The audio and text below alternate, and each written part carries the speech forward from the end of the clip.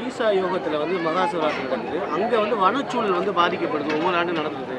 அதை வந்து கண்காணிக்க உயர்நீதிமன்றத்தில் வழக்கு தொடுத்திருக்காங்க. அது இந்த அளவுல கண்காணிக்கிறாங்க.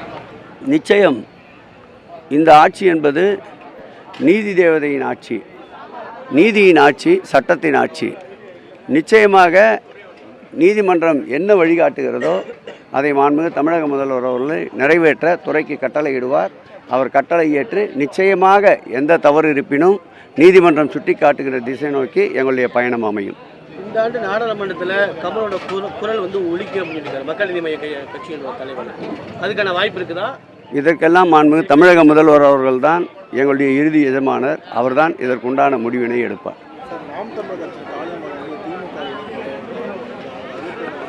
அது அவர் தான் கேட்கணும். சீமானே போகலான்னு சொல்லிட்டார், நேற்று சிக்னல் கொடுத்துட்டாரு. அது அவருடைய விருப்பம். அது அப்படி வந்தால் மாண்புமிகு தமிழக முதல்வருடைய முடிவு. மாண்புமிகு தமிழக முதல்வருடைய முடிவு. இந்தி திணிப்பு என்பது வந்து நாடகம் நடத்துவதாக திமுக நாடகம் நடத்துவதாக சீமான் குற்றச்சாட்டு. அதே மாதிரி வரியை நிறுத்தம்னு சொல்லி தமிழக முதல்வர் சொல்லி ஒன்றை புரிந்து கொள்ள வேண்டும். தமிழகத்திற்கு நியாயமாக கொடுக்க வேண்டிய கல்விக்குண்டான தொகையை கூட மத்திய அரசு கொடுக்க மறுக்கின்றது. இந்த ஆட்சி ஏற்பட்ட பிறகு கடந்த காலங்களில் ஏற்பட்ட நிர்வாக சீர்கேட்டின் காரணமாக கஜானாவும் காலி, களஞ்சியமும் காலி. ஆனால் மாண்புமிகு தமிழக முதல்வர் பொறுப்பேற்ற பிறகு கஜானா காலியாக இருந்தாலும் களஞ்சியம் காலியாக இருந்தாலும் என்னுடைய சிந்தை காலியாக இல்லை என்ற வகையிலே மதிநுட்பத்தோடு இந்த ஆட்சியை இயக்கிக் கொண்டிருக்கின்றார்.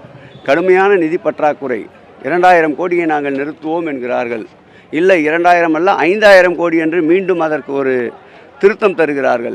எத்தனை 1000 கோடி நீங்கள் நிறுத்தினாலும் 10,000 கோடி அளவுக்கு நிறுத்தினாலும் எங்களுடைய பணி தொடரும். இருமொழிக் கொள்கையிலே நாங்கள் உறுதியாக இருப்போம். மும்மொழியை இந்த தமிழகத்திலே அனுமதிக்க மாட்டோம் என்று மாண்புமிகு முதலமைச்சர் அவர் உறுதியாக இருக்கின்றார். சீமான் எதை வைத்து இப்படி சொல்லுகிறார் என்று தெரியவில்லை. ஒருவேளை பழுத்த மரத்தின் மீது கல்லெறிந்தால்தான் லாபமாக இருக்கும் நினைத்து திமுக மீது அவர் தொடர்ந்து குற்றச்சாட்டுகளை கூறி வருகின்றார். மக்கள் அதை முழுமையாக ஏற்றுக்கொள்ள மாட்டார்கள். உறுதியாக இறுதியாக மாண்புமிகு முதலமைச்சர் அவர் நேற்றைக்கு கூட கடலூரில் அறிவித்திருக்கின்றார், எந்த சூழல் வந்தாலும் இருமொழிக் கொள்கையில் இந்த ஆட்சி உறுதியாக இருக்கும் என்று.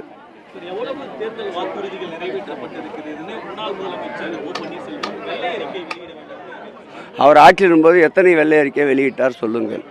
இந்த ஆட்சியை பொறுத்தளவு டிரான்ஸ்பரன்சி, வெளிப்படை மிக்க ஆட்சி. கூகுளிலே சென்று பார்க்க சொல்லுங்கள்.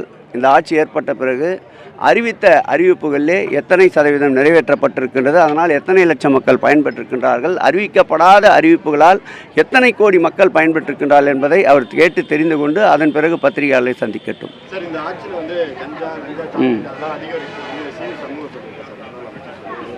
அவர் இரவு நேரங்களில் பேட்டி கொடுத்தா எப்படி கொடுத்தாருன்னு கடந்த காலங்களில் நீங்கள் நன்றாக அறிவீர்கள்.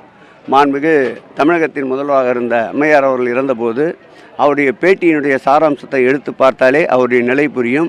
ஆகவே பாம்பின் கால் பாம்பறியும். இந்து அறநிலைத்துறை பெயரை மாற்றணும் அப்படின்னு சொல்லிட்டு சொல்லுவாங்க. இந்து அறநிலைத்துறையோட பெயரை வந்து தமிழ்நாடு கோயில் அறநிலைத்துறை அல்லது திருக்கோயில் அறநிலைத்துறைன்னு சொல்லி மாற்றணும். யாரு? செல்வப்பிரதி, தமிழ்நாடு காங்கிரஸ். இந்த ஆட்சியை பொறுத்தளவில் அறிவுரைகள், குறைகள் எது வந்தாலும் அலசி ஆராயப்படும். வாய்ப்பு இருந்தால் அதற்கேற்றாற்போல் மாண்புமிகு தமிழக முதல்வர்கள் முடிவெடுப்பார்கள்.